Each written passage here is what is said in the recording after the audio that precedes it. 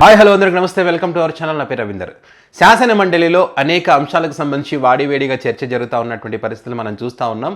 అయితే మరి అధికార పార్టీకి చెందినటువంటి వాళ్ళు మాట్లాడుతున్నటువంటి మాటలు వివాదాస్పదంగా మారుతున్నటువంటి పరిస్థితి ఉంది. ఏదైతే నిన్న మరి వైద్య ఆరోగ్య శాఖ మంత్రి సత్యకుమార్ హజ్ యాత్రకు సంబంధించి ఏ రకంగా మాట్లాడారో మరి ఆ మాటలు తీవ్ర దుమారాన్ని లేపినటువంటి పరిస్థితి. సో ఈ నేపథ్యంలో మరి ఆయన ఆ మాటలు వెనక్కి కూడా తీసుకున్నారు. మరి మంత్రులుగా ఉన్నప్పుడు వాళ్ళు ఆచితూచి మాట్లాడాల్సినటువంటి అవసరం ఉంటుంది. ఎందుకంటే శాసనమండలిలో జరిగేటువంటి సమావేశాలు మరి కోట్లలో చూస్తూ ఉంటారు.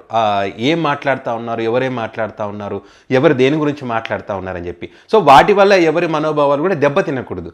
కానీ వాళ్ళు అట్లా మాట్లాడడం మళ్ళీ పొరపాటని చెప్పడం. మొన్న కూడా హోంమంత్రి వంగల్పూడి అనిత గారు అదేవిధంగా మాట్లాడి మళ్ళీ సారి చెప్పారు. నిన్న కూడా అదే సత్యకుమార్ గారు అదే రకంగా మాట్లాడి మళ్ళీ సారి చెప్పారు. ఇప్పుడు ఈరోజు మంత్రి సవిత గారు అయితే మహిళలకు సంబంధించి మరి దారుణంగా మాట్లాడినటువంటి పరిస్థితి. కనీసం ఒక మహిళా మంత్రిగా ఉన్నారు కదా, మనం రాష్ట్ర మహిళలకు సంబంధించి ఈ రకంగా మాట్లాడొచ్చా లేదా అనే దానికి సంబంధించి ఆలోచన చేయకుండా మరి ఆమె మాట్లాడింది.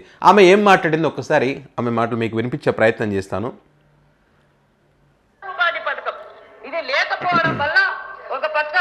బడుగు బడిగిన వర్గాల పిల్లలు కావచ్చు, మరి కాపు కావచ్చు, మైనార్టీ కావచ్చు, బీసీలు కావచ్చు, ఈ సెల్ఫ్ ఎంప్లాయ్మెంట్ గ్రూప్స్ లేకపోవడం వల్ల, స్వయం ఉపాధి లేకపోవడం వల్ల అందరూ ఎలా తయారయ్యారంటే వీళ్ళు బటన్ నొక్కే విధానాన్ని చూసి గంజాయికి అధ్యక్ష, మందుకి, గంజాయికి పని లేదు అధ్యక్ష, పని లేదు అధ్యక్ష. చెప్పండి.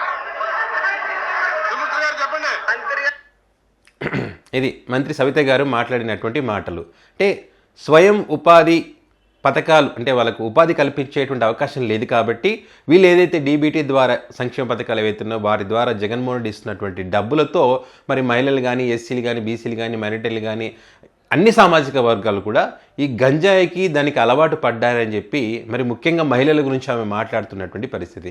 నిజంగానే జగన్మోహన్ రెడ్డి పథకాల ద్వారా ఆ డబ్బుల ద్వారా వచ్చినటువంటి డబ్బుల ద్వారా నిజంగానే గంజాయి తీసుకున్నారా, నిజంగానే మత్తు పదార్థాలకు అలవాటు పడ్డారా అనేటువంటిది మరి రాష్ట్ర ప్రజలకే తెలియాలి. నిజంగా దానికే వాడారా లేదనేటువంటిది.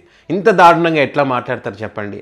ఇప్పుడు మీకు ఒక 10,000 ఒక 5,000 మీకు అది చాలా చాలా తక్కువ కావచ్చు. కానీ పేదవాడికి, రోజు పని చేసుకునేవాడికి అది 100 రూపాయలైనా దాని విలువ చాలా ఎక్కువ. అది దృష్టిలో పెట్టుకొని జగన్మోహన్ రెడ్డి కూడా ప్రజలకు ఎంతో కొంత మనకు తోడ్పాటు అందించాలి. వాళ్ళు కష్టపడతారు, వాళ్ళకి మనం కొంత సహాయం అందిస్తే వాళ్ళు నిలదొక్కగలుగుతారు జీవితంలో. ముఖ్యంగా మహిళలకు సంబంధించి అనేక పథకాలు తీసుకొచ్చినటువంటి పరిస్థితి వైసీపీ హయాంలో. మరి అలా వాళ్ళ డబ్బులతో రకరకాల వ్యాపారాలు చేసుకున్నారు. చిన్న చిన్నగా వ్యాపారాలు చేసుకోవడం కానివ్వండి, అదేవిధంగా పాడి పరిశ్రమ పెట్టుకోవడం కానివ్వండి, అదేవిధంగా షాప్స్ పెట్టుకోవడం కానివ్వండి, అదేవిధంగా కిరాణా షాపులు పెట్టుకోవడం కానివ్వండి, మరి పండ్ల బండ్లు పెట్టుకోవడం కానివ్వండి, పూల బండ్లు ఇట్లా రకరకాల వ్యాపారాలు వచ్చిన వాళ్ళ గవర్నమెంట్ వచ్చిన కొద్ది సొమ్మైనా రకరకాల వ్యాపారాలు పెట్టుకొని వాళ్ళ జీవనం సాగించినటువంటి పరిస్థితి. మరి ఆ పేదల బతుకులు, వారి జీవితాలు, వాళ్ళ సమస్యలు ఇలాంటి వాళ్ళకి ఏం తెలుస్తాయి చెప్పండి? తెలిస్తే ఈ రకంగా మాట్లాడతారా? మాట్లాడరు. సో ఏదేమైనా కూడా శాసన మండలి సాక్షిగా మరి మంత్రి సవిత గారైతే మహిళలను అవమానించారు.